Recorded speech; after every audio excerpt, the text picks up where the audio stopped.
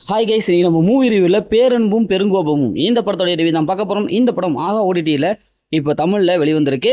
இது ஒரு suspense crime thriller மூவியாக வெளிவந்திருக்கு. இப்போ இந்த படத்தோடைய கதையை பார்த்தரலாம். படத்துடைய ஹீரோ கவர்மெண்ட் ஹாஸ்பிட்டலில் நர்ஸாக ஒர்க் பண்ணிட்டுருப்பாங்க.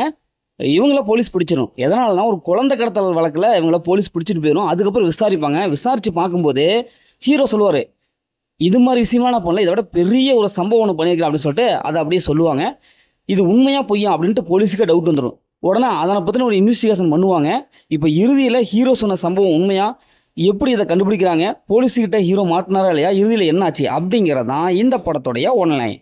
படத்துடைய பாசிட்டிவ் பார்த்தாவே ஹீரோ அவங்களோட கேரக்டர் நல்லாவே எழுதி எடுத்திருக்காங்க. இவருடைய ஆக்டிங் பர்ஃபார்மன்ஸ் செமையாக வந்திருக்கு. ஃபர்ஸ்ட் ஆஃப் வந்து கடைசி வரைக்கும் வர ஃபாலோ பண்ணாமல் இந்த படத்தை பார்த்து முடிச்சிடலாம். ஹீரோயினே அவங்களுக்கு முக்கியத்துவம் கொடுத்துருக்காங்க. அதேமாதிரி படத்தில் வர எல்லா கேரக்டருக்கும் சூப்பரான ஒரு முக்கியத்துவம் கொடுத்துருக்காங்க. படத்துடைய ஸ்க்ரீன் பிளே பொறுத்தளவுக்கு ஃபர்ஸ்ட் ஆஃப்லேருந்து கடைசி வரைக்கும் ஒரு நல்ல ஒரு த்ரில்லராக கொடுத்துருக்காங்க. அப்படி ஸ்லோவாக ஆரம்பித்து கடைசியாக பார்த்தா கொஞ்சம் பிக்கப் ஆயிடுது. படத்துடைய வீடியோ மியூசிக் நல்லாவே வந்திருக்கு. அதேமாதிரி சினிமோட்டோகிராஃபி படத்துக்கு என்ன தேவையோ அதை கொடுத்துருக்காங்க. பொதுவாக இந்த உலகத்தில் யாரும் அனாதையாக பிறக்கப்படலை, அனாதையாக்கப்படுறாங்க அப்படிங்கிற ஒரு உண்மையான ஒரு கருத்தை இந்த படத்தில் டைரக்டர் சொல்லியிருக்காரு. டைரக்டர் எல்லா கேரக்டருக்கும் நல்லா சரியான வேலை வாங்கியிருக்காரு. குறிப்பாக இந்த படத்தில் ஹீரோவை பற்றின ஒரு பிளாஷ்பேக் ஒன்று வரும். அந்த பிளாஷ்பேக்கோட லவ் ஸ்டோரி நல்லாவே இருக்குது. ஹீரோ ஹீரோனுடைய கெமிஸ்ட்ரி நல்லா ஒர்க் அவுட் ஆகிருக்கு.